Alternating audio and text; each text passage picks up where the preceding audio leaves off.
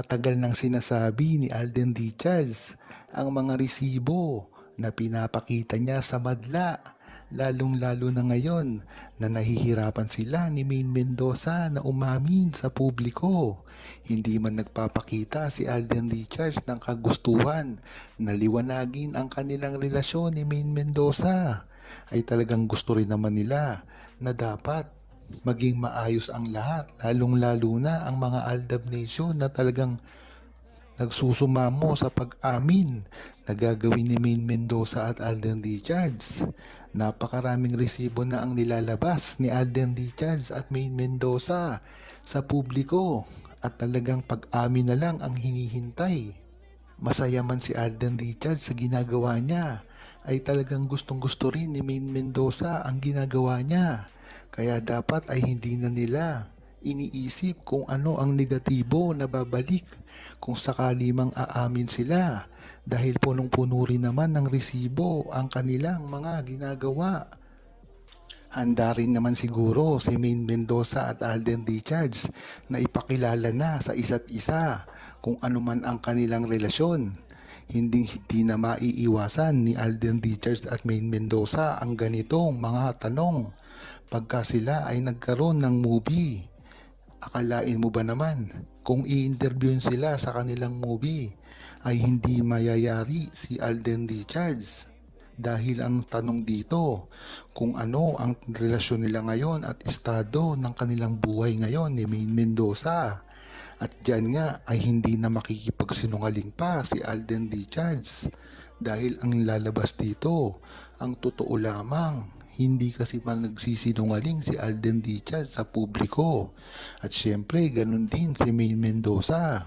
Diyan mo malalaman na mabubuo na sila sa kanilang relasyon kung sakaling mai-interview sila ng sabay. Yan talagang inaasahan ng buong Aldab Nation. Kaya nga tuwang-tuwa nang makita si Maine Mendoza at Alden Richards na magkasama sa iisang event lamang. At ito ay tila birthday pa ni Maine Mendoza. Kaya naman talagang napaka-espesyal ng pangyayaring ito. At talagang maiti-treasure na ito na ganito kakulay ang buhay ni Maine Mendoza at Alden Richards pagka magkasama. Kung matatandaan nyo, ay talagang napakailap ni Maine Mendoza at Alden Richards sa camera. Ngunit bakit hanggang ngayon ay sobrang sikat pa rin nila?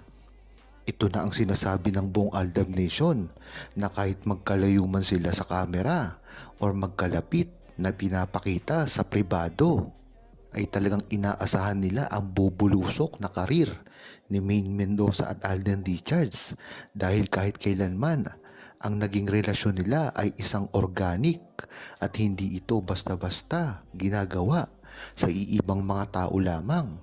Kaya kung mapapansin nyo ay talagang pinaghandaan nila ito. Kahit kailanman ay hindi kayang paghiwalayin si Maine Mendoza at Alden Richards. Naganap na nga ang kinatatakutan ng mga bashers. Ito ay ang muling pagsasama ni Maine Mendoza at Alden Richards. Bagamat hindi ito binabalita sa mga mainstream media, ngulit ang hinala ng buong True-Blooded Aldab Nation ay isa ito na ginagawa ni Maine Mendoza at Alden Richards na paghahanda sa muli nilang pagsasama sa isang pelikula. Matagal na kasing pangarap ni Alden Richards na makasama niyang muli si Maine Mendoza ngayong 2020s. Kung matatandaan nyo ay ang huli pa nilang magkasama ay sa Aldab pa. At talagang hirap na hirap sila dito dahil na rin sa produksyon ni Alden Richards noon ng kanyang network at si Maine Mendoza naman ay hawak ng APT. Kaya kahit magkasama pa sila sa Itbulaga ay talagang nahihirapan silang gumawa ng kahit anong proyekto.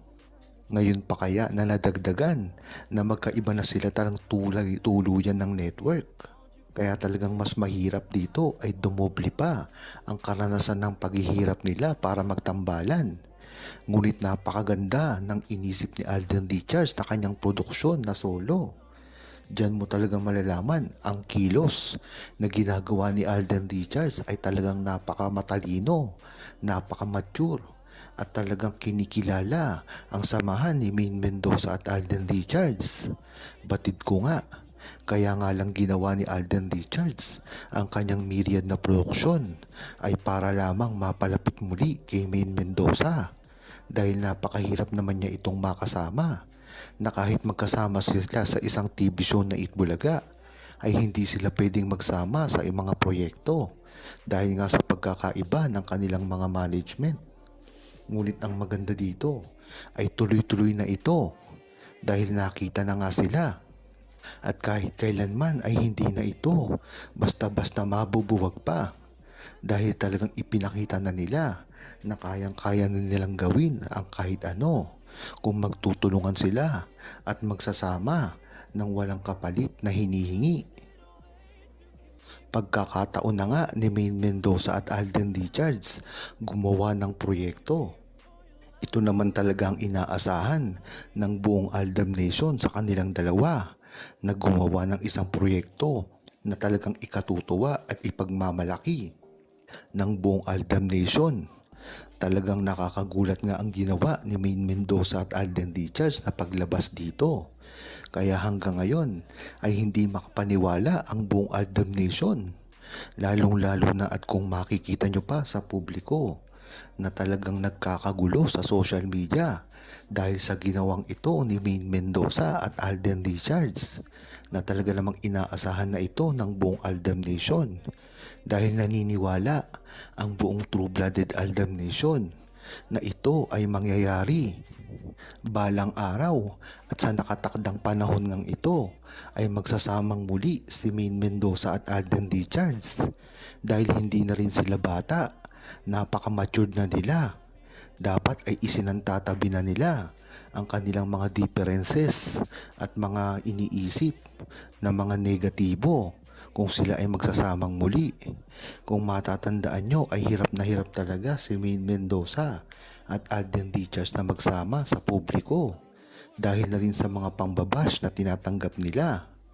Kung matatandaan nyo ay talagang si Alden ang umani ng pinakamaraming basher dito miski ang kanyang mga personal na buhay na ay nauungkat pa. Ngunit si Maine Mendoza naman ay napakatatag din ng ginawa at talagang hindi nagpatinag sa mga bashers. Dito mo talaga malalaman na talagang kung talagang true fan ka ng Aldam Nation simula dati pa lamang at umpisa ay malalaman mo kung gaano talaga katatag si Alden Richards at Maine Mendoza sa dami ng pambabash na ginawa sa kanila noong kasagsagan pa ng Aldam Nation at mga kaliserye ay makikita mo dito kung paano nila ito hinandel. Talagang ang ginawa lang nila dito ay gawin ang tama at talagang makinig sa sinasabi ng publiko at talagang hindi nila pinapansin ang mga bashers na ito na wala naman talagang ginawa kung hindi sirain lamang sila at wala silang mapapala dito kung sakali man nilang papatulan ito.